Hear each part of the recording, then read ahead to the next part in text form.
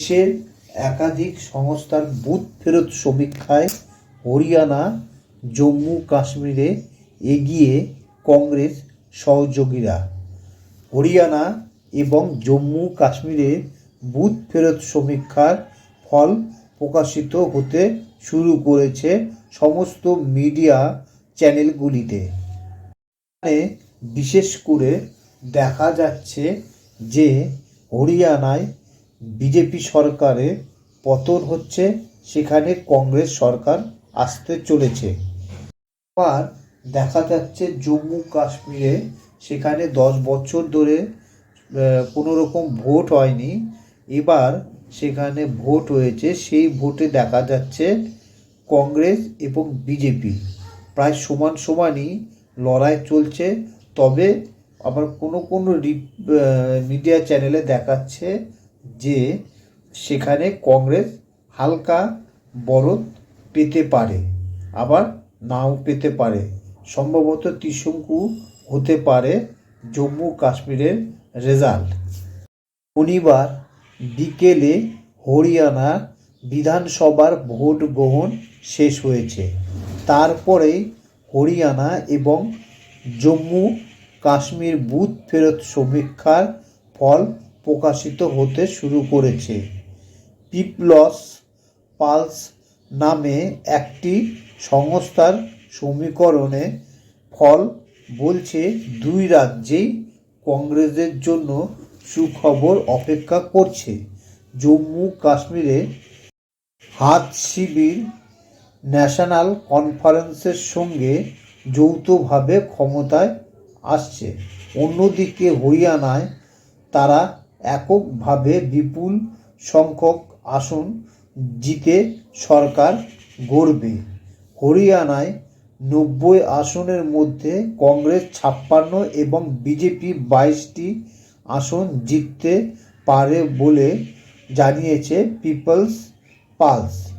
ধ্রুব research নামে আরও একটি সংস্থা জানিয়েছে হরিয়ানায় কংগ্রেস 57 থেকে 64টি আসন পেতে পারে, বিজেপি পাবে 27 থেকে 32টি আসন। 90 আসনের জম্মু কাশ্মীর বিধানসভায় কংগ্রেস ও ন্যাশনাল কনফারেন্স 47টি বেশি আসন পেতে চলেছে বলে পিপলস পালস।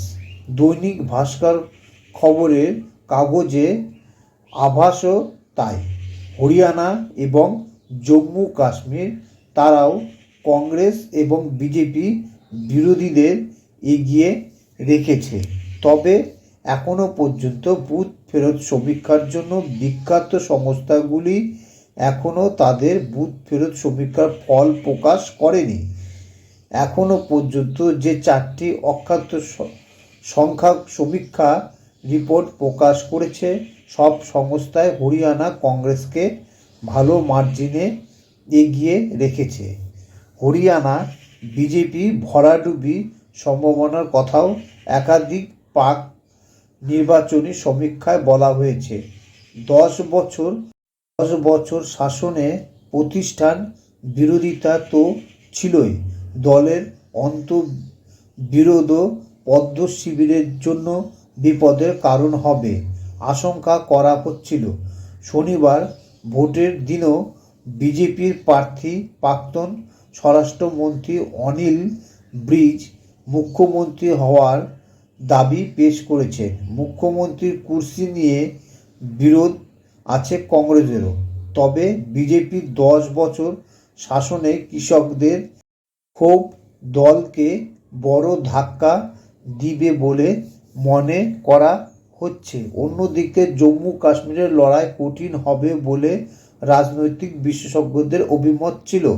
বিশেষ করে পিডিপি এককভাবে লড়াইয়ের সিদ্ধান্ত নেওয়ায় বিজেপি এবং কংগ্রেসের সমস্যা হবে বলে মনে করা হচ্ছিল। কিন্তু এখনও পর্যন্ত যা আভাস তাতে স্পষ্ট, ন্যাশনাল কনফারেন্সের হাত ধরে কংগ্রেসের মোটের উপর ভালো ফল করতে চলেছে। বিজেপি এমনকি জম্মুতেও আশানুরূপ ফল করছে না বলে বিশেষজ্ঞদের ধারণা। বুথ ফেরত সমীক্ষায় ইন্ডিয়া টুডে ভোটারের যথেষ্ট নামডাক আছে। তারা জানিয়েছে 90 আসনের জম্মু কাশ্মীরের কংগ্রেস এনসিপি 40 থেকে 47টি আসন পেতে চলেছে। এর মধ্যে হরিয়ানা কংগ্রেস ক্যাম্পে জয়ের আনন্দ শুরু হয়ে গিয়েছে। রাজ্যের প্রাক্তন কংগ্রেস মুখ্যমন্ত্রী ভূপেন্দ্র সিং হুড্ডা একটু আগেই বলেছেন কংগ্রেস সরকার গড়তে যাচ্ছে। ওয়াকিবহাল মহলের মতে কংগ্রেসের জয়ের পিছনে হুড্ডার ভূমিকা বেশি। মুখ্যমন্ত্রী পদের জন্য কংগ্রেসের আরও 2 দাবি হলেন রণদীপ সিং সুরজেওয়ালা এবং কুমারী শৈলজা। হুড্ডার বক্তব্য, গণতন্ত্রে সকলের অধিকার আছে দাবি পেশ করার, হাইকমান্ড ঠিক করবে কে মুখ্যমন্ত্রী হবে। জম্মু কাশ্মীর কংগ্রেস থেকে এনসি জোটের ভালো ফল করলেও তুলনামূলকভাবে হাত শিবিরের প্রাপ্ত আশাবঞ্চক নয়।